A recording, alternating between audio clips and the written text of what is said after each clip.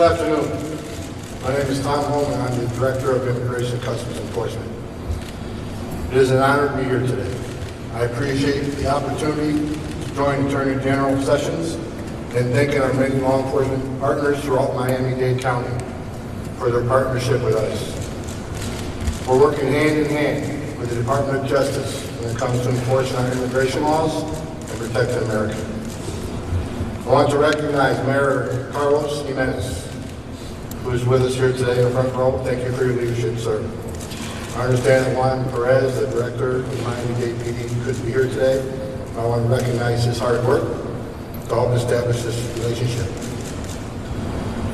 By bringing dangerous sanctuary city policies to an end, law enforcement will be able to more effectively carry out our missions and protect our communities. The men and women of ICE are dedicated law enforcement professionals who are committed to public safety and ensuring the integrity of our immigration and custom laws. Simply stated, ICE is going to enforce the law. This is our sworn duty, that is our job, and that is the law.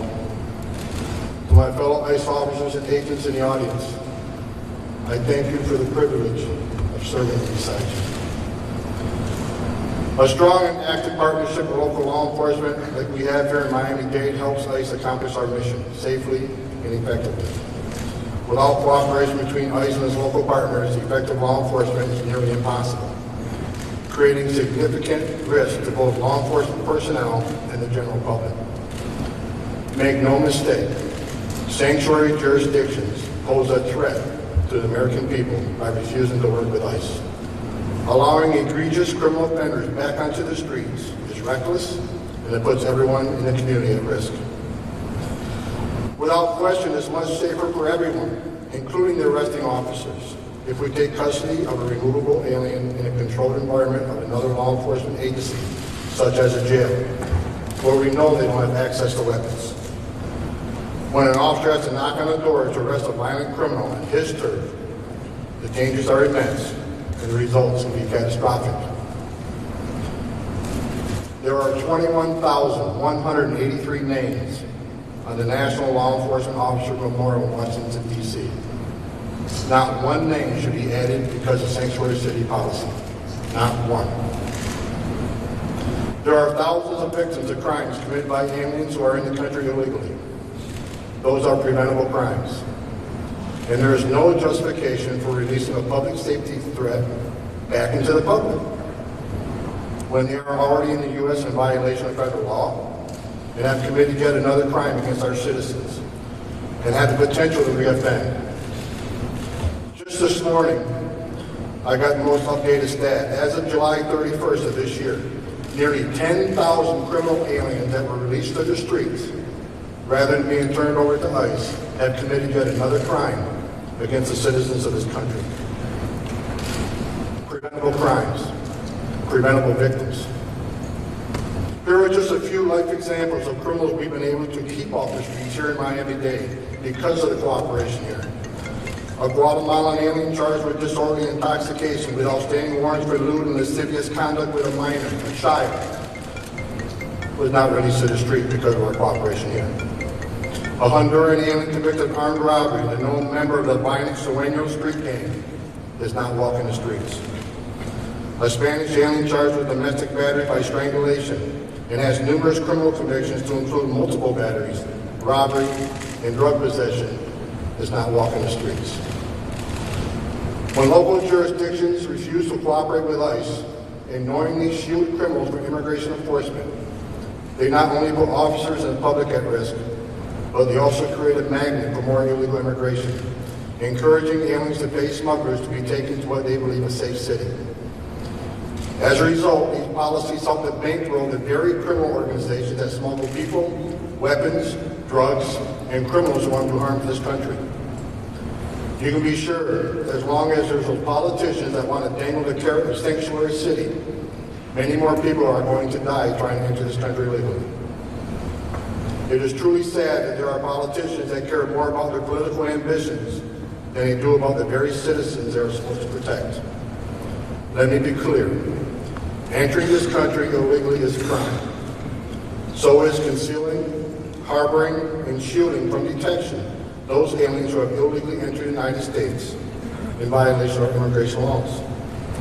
State and local politicians cannot be in the business of shielding people from the rule of law. And it's my hope that more jurisdictions will hear the message we're sending today, and an example set by Miami-Dade. To all the frontline officers here today and around the country, I thank you for your service. Your commitment to the rule of law, to protect and serve this nation, is the foundation on which we will continue to thrive. At this time, I want to introduce a man who is committed to that rule of law. He is the defender of our country and a big supporter of public safety and law enforcement officers throughout the country. It is my honor to introduce the United States Attorney General, Jeff Sessions.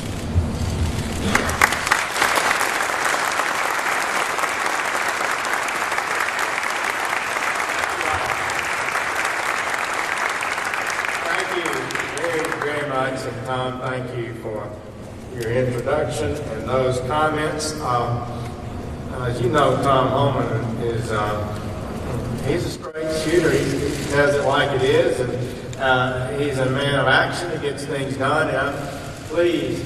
Couldn't tell you how pleased I am with the leadership that we've had from Homeland Security, ICE, Border Patrol, our Customs officers, and DA, and the Inspector's Investigation Office, and I appreciate that much. I want to thank all of you in law enforcement that are here.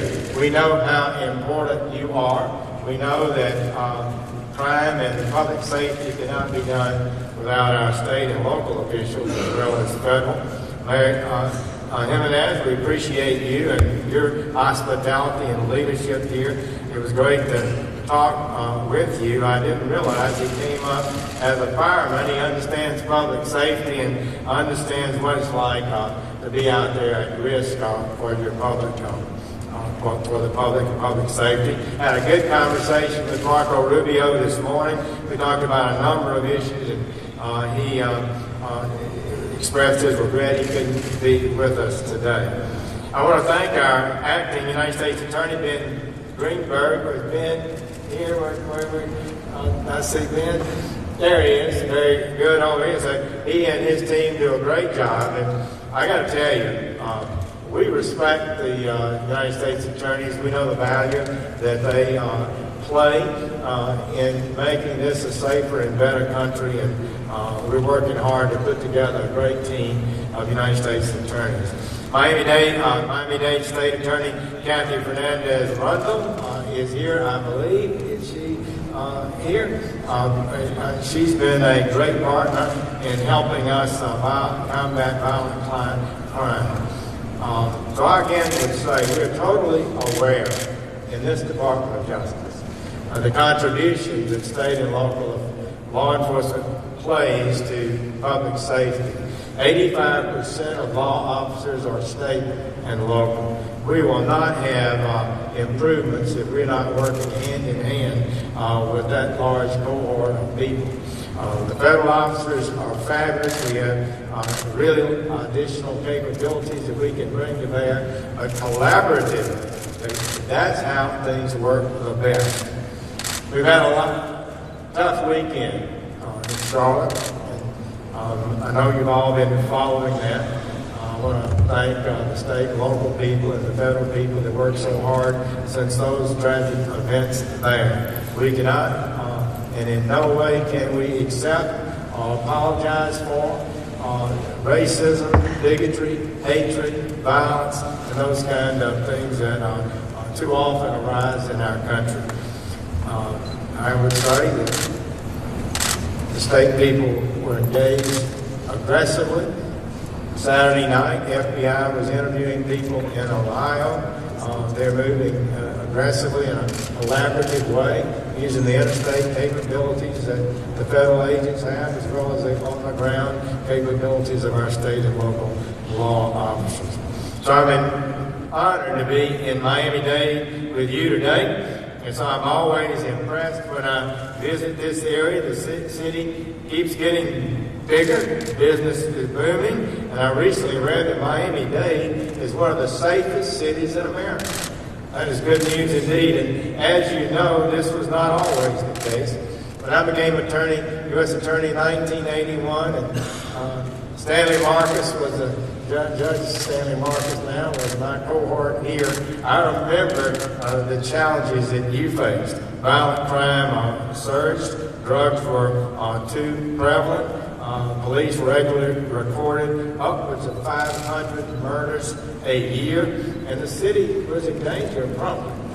But the people of Miami-Dade refused to tolerate this violence, and last year the homicide count was barely a third of what it was in the 1980s. How many hundreds, how many thousands of lives were saved in this city because of proactive, improved community policing by your police force? It wasn't easy, but this place has truly earned its nickname of the Magic City. Congratulations, Mayor. And your success is even more remarkable since the violent crime is surging in places all over our country now, including the historic rise in the nation's murder rate of 11% just year before last, and up again last year, the preliminary statistics indicate. Miami-Dade is an example of what is possible through hard work, professional policing, and a dedication to the rule of law. It's proof that the entire nation gives us an example. All of us can do better throughout this country. It's not impossible.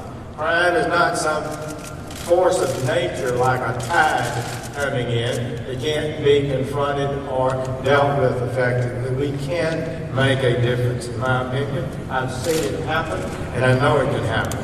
During the last administration, the Department of Justice Inspector General, our Inspector General, sent 10 letters to jurisdictions they had reason to believe were not complying with federal immigration law. Last week, we sent a letter to your mayor, and today I'm here to announce that Miami-Dade is now in compliance, full compliance, and eligible for all federal law enforcement grant dollars. Thank you, Mr. Mayor, for your leadership.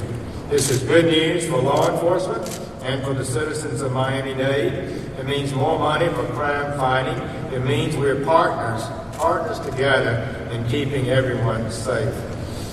Unfortunately, we have areas of the country that are not doing so well.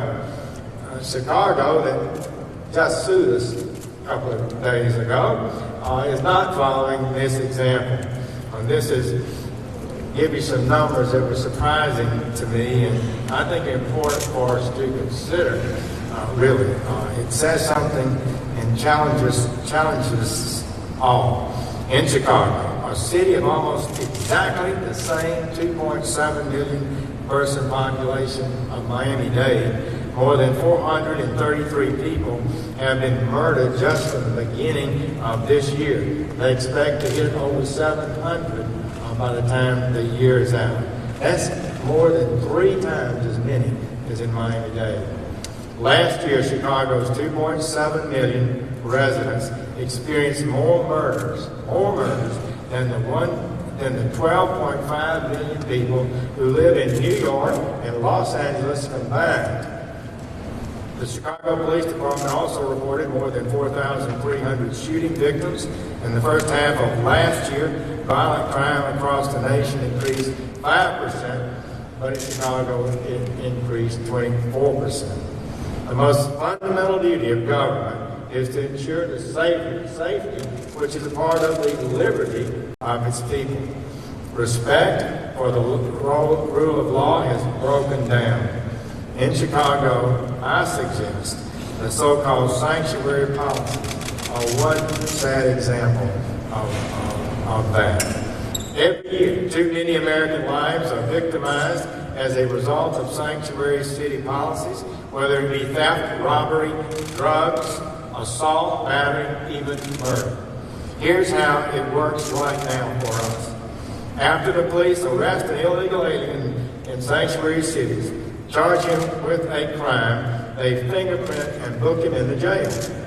When federal immigration authorities learn that this criminal alien is in Chicago's custody, they can issue an arrest warrant and ask the city to either notify them before the criminal is released or to transfer him to federal custody.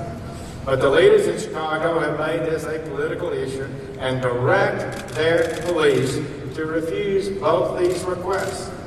Instead, the police are forced to release the criminal alien back into the community without regard to the seriousness of the crime or how long the rap sheet may be. This is a serious problem for the people. A few years ago, an alien was arrested and had his license revoked for driving under the influence. Shortly after, he was arrested again for driving with a suspended license. After Cook County ignored ICE's detainer request, refused to honor it, the alien drove under the influence once again just a few months later, and this time he struck and killed a skateboarder. Tragically, in another case, an illegal alien was convicted of aggravated domestic battery. ICE lodged an immigration detainer, but again the county did not honor it. After his release, that same alien murdered a 15-year-old girl and shot her mother. She was only 15 and could be alive today if the Chicago's leadership had prioritized safety over politics. Sadly, we know Chicago is not alone. Just 3 weeks ago, Sergio Jose Martinez was arrested in Portland, Oregon. He was an illegal alien who had been deported at least 20 times. Police reports show he was arrested at least 10 times just this year, accused of everything from possessing drugs to stealing a car. Federal immigration authorities properly lodged a detainer against him just a few months before, asking to be notified when he was set to be released. But authorities in Oregon refused.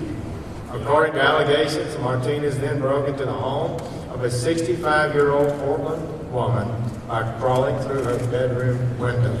Once inside, reportedly he forced this woman to the ground, used scarves and socks to blindfold, bind, and gag her, and then raped her and slammed her head into the wooden floor.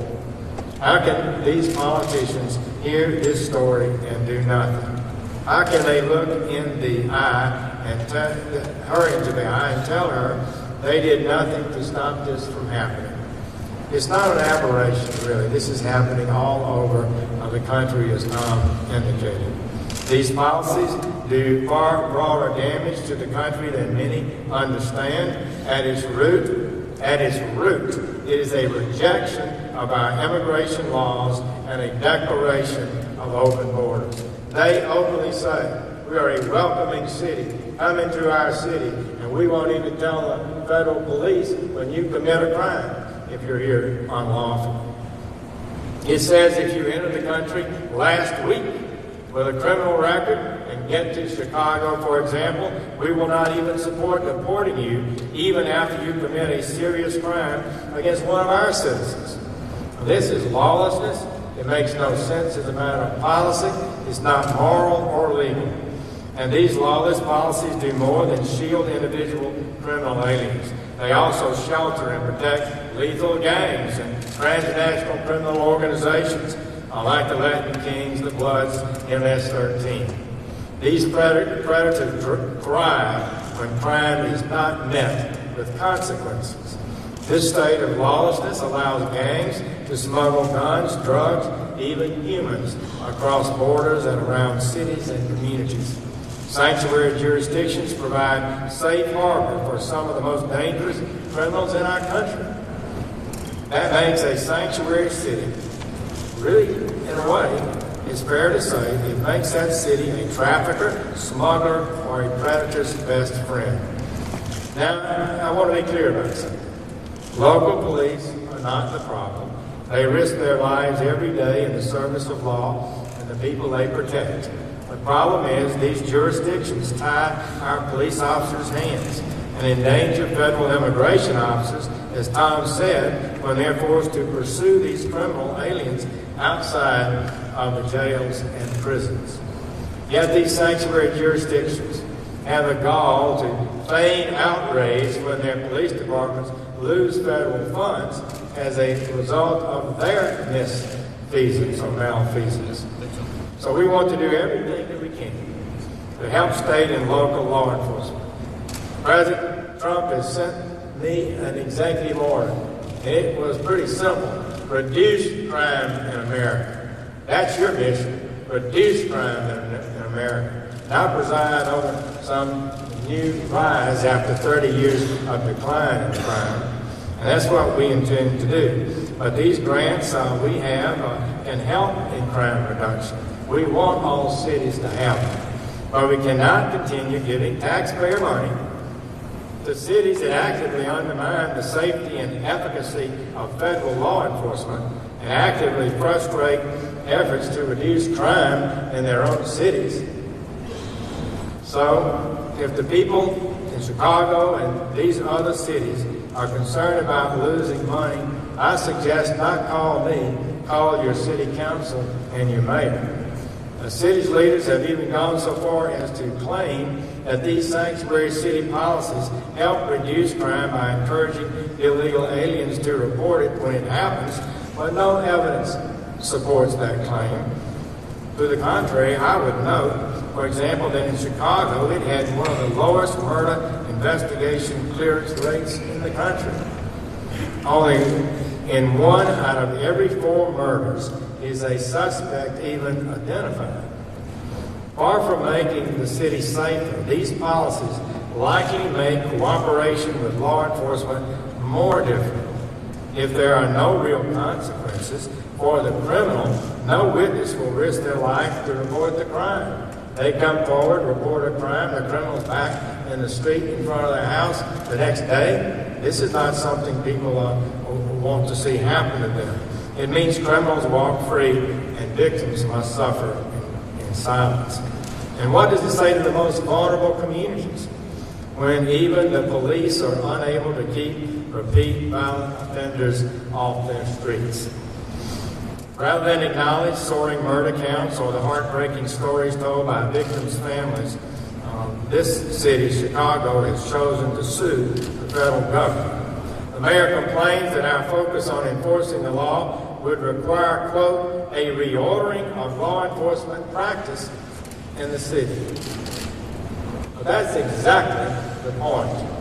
For the sake of the city, Chicago's leaders need to recommit to policies that punish criminals instead of protect them. They need to protect their citizens and not the criminals. Americans, all Americans, have a right to a full and equal protection under the law. The people of Miami-Dade know the rule of law guarantees equality and opportunity. It's essential for financial prosperity. Protecting this guarantee is why the government of Miami-Dade made its decision and is working with the federal law enforcement, not against us. And that's critical because it shows that this jurisdiction is serious about protecting its citizens from danger and its law enforcement officers from any unnecessary risk. In fact, the majority of this country believes that all cities should do the same, and most do. The vast majority do. According to one poll, 80% of Americans believe that cities should turn over criminal aliens to immigration officials.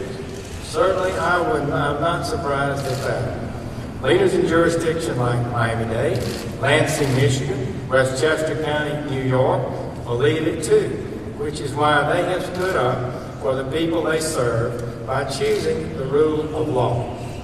So to all sanctuary jurisdictions across the country, I say Miami-Dade is doing it, other cities are doing it, so can you. Work with us. Please help us enforce a lawful system of immigration that keeps us safe and serves the national interest. That's what the American people want. They've asked that of their politicians for 30 years. We've been 1.1 million people a year lawfully in this country to permanent legal residence. Green cards, 1.1 million. No country is close to that. We need a system that says, make your application, wait your turn, and do the right thing. Do not attempt to enter this country unlawfully, and particularly to criminals who want to come into that country. Maybe they're being run out of their hometowns.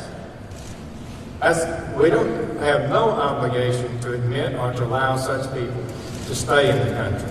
The Department of Justice will not concede a single block or a single street corner in this United States to lawlessness, drugs, and crime. Nor will we tolerate the loss of innocent life because of a handful of jurisdictions that believe they're above the law. So I know this city and county will be an example of the good that comes from following the law. We have already seen that. The same Independence Day weekend, when Chicago suffered more than 100 shootings and 15 homicides, Miami-Dade also had a historic number of shooting deaths. 0. I hope more jurisdictions follow the leadership of your community by choosing to follow the law, because we all want to do the same thing, to protect our families, defend our countries, make our country safer, make our cities safer, make our country more prosperous. So thank you, Miami-Dade. And to all the law enforcement officers here, state, local, federal, I look forward to working with you to do just that. This Department of Justice has our back. You have our thanks. Thank you all, and God bless you.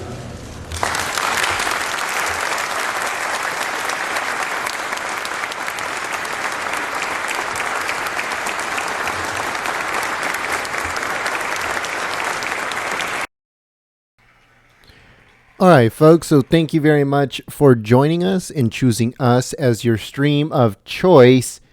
That was Attorney General Jeff Sessions talking about Miami-Dade, how they took away their sanctuary city status and is now working with the federal government to make sure that they turn over illegal aliens.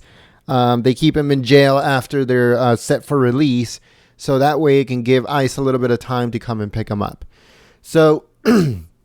So that's what happened with that. If you enjoyed our live stream, we encourage you to subscribe by clicking the red button right below the video, or also click the link that I'll be putting on the chat.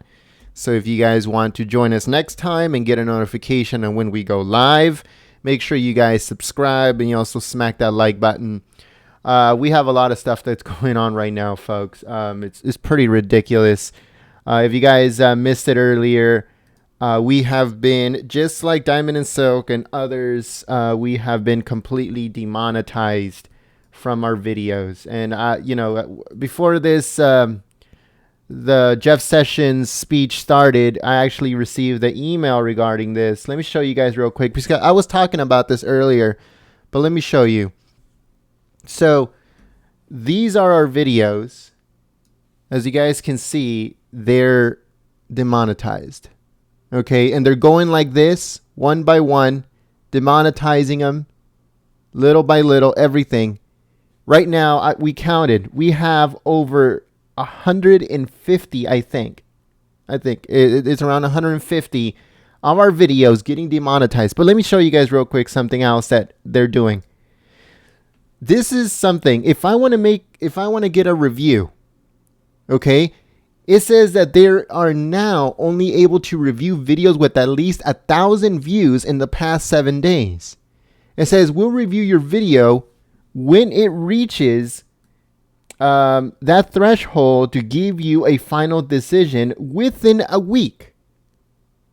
All right. So this video that I was trying to get a review on, you know, to see if it's advertiser friendly, has over 7,434 views. But they're saying they're not going to review it until it reaches 1,000 views in the past 7 days. So this video is from August the 4th. Okay? So they're not going to review it. And even if they do review it, it's going to take them a whole week for them to review it and get back to you with, oh yeah, it's okay, or no, it's not okay. Okay, so that's basically what's going on with YouTube. They're completely and utterly demonetizing us, and if we try to get it reviewed, it will take over a week for them to review it. It's completely ridiculous, but we're going to try to do this as long as we possibly can.